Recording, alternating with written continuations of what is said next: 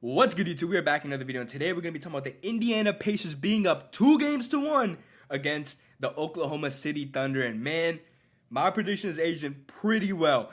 Anyone who thought that this series was going to be not entertaining, anyone who thought it was going to be boring, two small market teams, you got nothing to complain about. We have 2 banger games out of 3 so far in this series, and it's been one of my favorite finals in a very long time. I've been rocking with the Pacers throughout, and I really think that they are going to take this title. But we're going to talk about what happened in today's game, what the Oklahoma City Thunder did wrong, what the Pacers did right, because there was a lot, and we're going to talk about what to expect moving forward. Without further adu, let's get straight into it.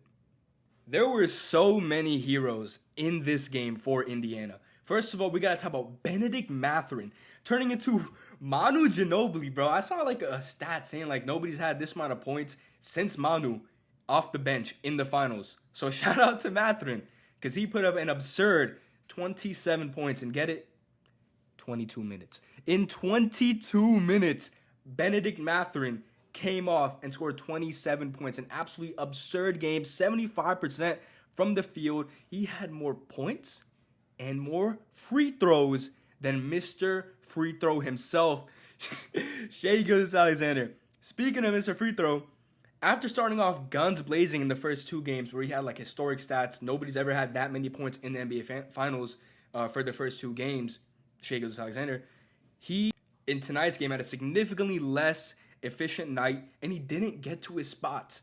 Shai, one thing about him, it's so hard to get him not to take the shots that he wants to take because he's so gifted at that. But tonight, he had 6 turnovers. He only had 4 assists, and he had 6 turnovers. Him and J-Dub combined for 10. That's insane, bro. The first game, they only had 6 turnovers. And in tonight's game, Shai has 6 himself. And guess who caused a good portion of those turnovers? The second hero for the Indiana Pacers, T.J. McConnell. And oh my gosh, this was the most loud 10-point performance I've ever seen. He absolutely swung all the momentum into the Pacers' favor. He was their needle mover tonight. Shout out T.J. McConnell, bro. Like, he had 5 steals, 5 assists, and 3 of those steals were from inbound plays where it was off a made basket and they were just trying to throw the ball in. Swipes it right back, and that just shifted. That got everyone in Indiana to just get so loud, and it really shut out any type of momentum that the Thunder were building upon at that time. After you give up the play on a stupid possession like that, shout out T.J. McConnell. He did his thing.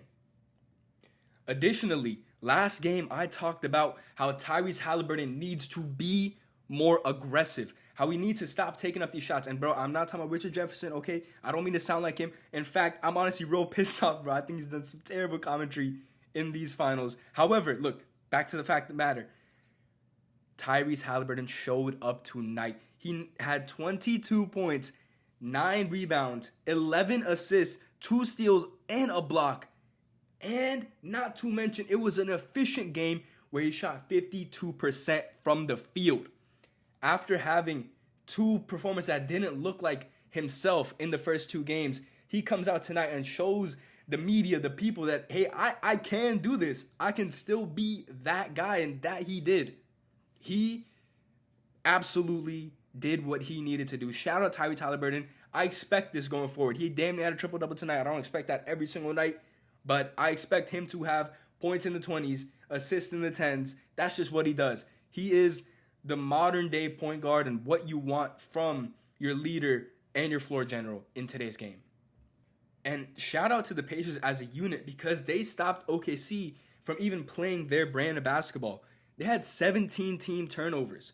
Like how I mentioned before, 10 from Shai and J-Dub themselves.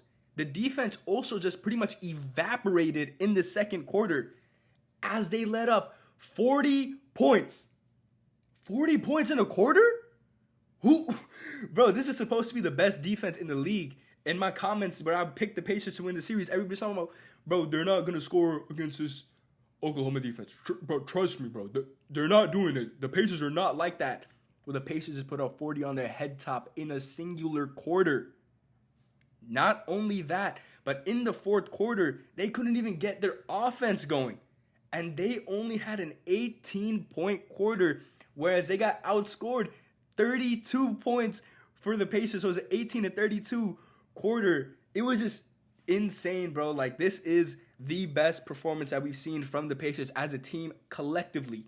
Not only were they just pesky on defense, getting all these turnovers, scoring in transition, fast break points.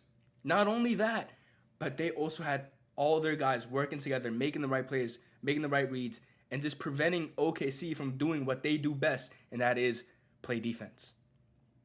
And speaking of playing defense, there's one guy who we have to talk about. He's not going to get mentioned too many times by other people on other broadcasts. His name just doesn't bounce off of the box score, but what a performance. I see you, Miles Turner. I see you. He had Chet on lock today. In the fourth quarter, a big reason why OKC only had 18 points was because Miles Turner was on them. Like he tapped into his Kawhi Leonard, his inner Kawhi Leonard, and he just did an insane effort on the defensive end. He had 5 blocks and just could not get Chet to get going when they needed to get going the most, which was in the clutch. And I talked about this before, how the OKC Thunder really do struggle in the clutch whenever it comes to those last few key possessions. You saw it in game 1, and you saw it here tonight. They couldn't get going. I know there was a little bit of a like the game didn't end as fast as it could have, but on top of that, they were missing free throws.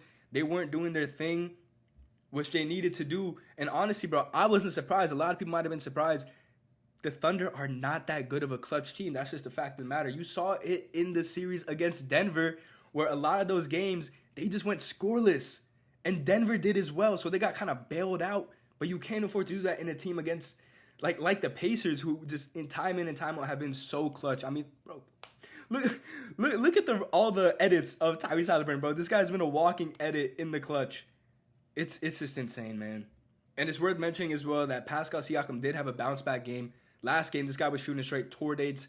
He had a less efficient game than a 60 overall, no badge on 2K. He had like 20% from the field or something. But tonight, a big bounce-back game for Pascal Siakam. 21 points, 6 boards, 4 assists, 47% from the field goal, and 3 stocks. So shout out Pascal Siakam, man. It was just, there were so many heroes tonight. There's so many unsung heroes for the Pacers as well. I think it just has to go as like an all-around collective team effort. And if they continue to play like this, bro, it's inevitable. They will win the NBA championship. And that is my pick. I got Pacers in 6. They might even do it in 5, man. So if you're still here, just know I appreciate you. Let me know down below what y'all think is going to happen in the rest of the series. How do y'all have it going? Do you think the Thunder could come back? Are you rocking with the Pacers? Let me know down below. I'm going to catch you on the next one. Take care.